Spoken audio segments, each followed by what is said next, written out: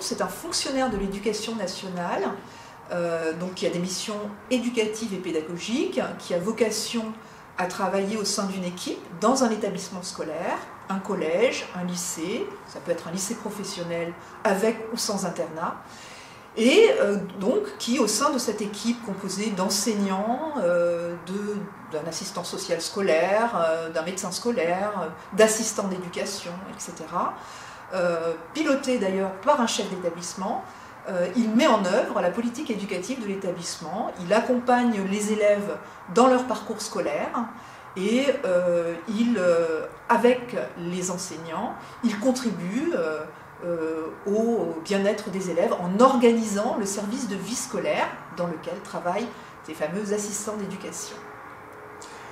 Alors le métier de CPE, la question c'est est-ce que vous pouvez vous dire tiens j'aimerais bien faire ce métier.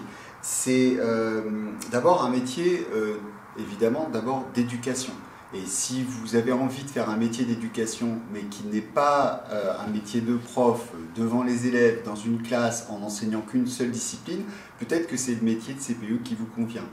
Ce métier de CPE, c'est un peu un métier qui recouvre plein de métiers différents. Il faut être un peu diplomate pour gérer les conflits, il faut être un peu manager pour diriger une vie scolaire, il faut être très communicant pour pouvoir s'exprimer avec tout le monde, il faut évidemment être éducateur. Donc peut-être que c'est le métier qui vous correspond.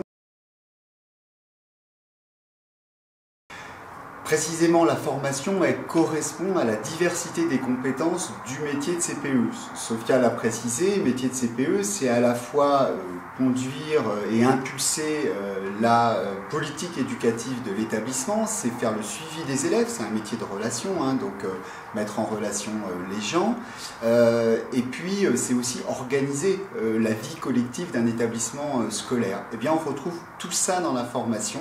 Donc avec une diversité de cours, vous avez à la fois, parce qu'il faut être aussi psychologue, des cours pour la connaissance du développement cognitif et psychosocial des adolescents.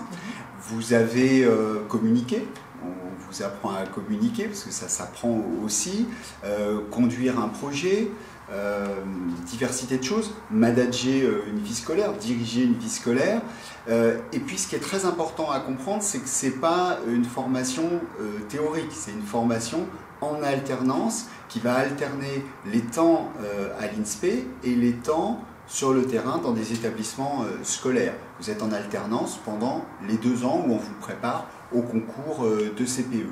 Dernier point aussi très important, vous avez une variété de formateurs et là aussi c'est toujours très, très pratique. On a des enseignants-chercheurs, mais on a aussi des chefs d'établissement, des CPE, même des infirmières scolaires. Il y a une diversité de gens qui interviennent dans les établissements et qui vont vous faire cette formation.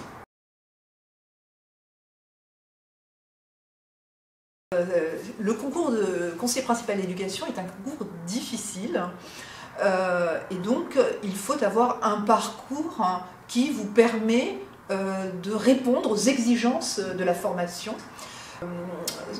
Privilégie les personnes qui ont plutôt obtenu ou suivi une formation en sciences humaines et sociales, c'est-à-dire philosophie, histoire, psychologie, sciences économiques et sociales, droit, le cas échéant. Pourquoi? Parce que c'est vrai que ce sont des formations dans lesquelles on développe des compétences à l'écrit, qui est une compétence fortement discriminatoire dans le cadre du concours. Voilà. Il faut également avoir une formation, une expérience auprès des adolescents. Alors, l'expérience d'assistant d'éducation en établissement scolaire est privilégiée, mais c'est vrai qu'il y a d'autres expériences, par exemple dans des structures à vocation éducative, qui accueillent des adolescents de préférence, qui peut être effectivement prise en compte dans le cadre du recrutement.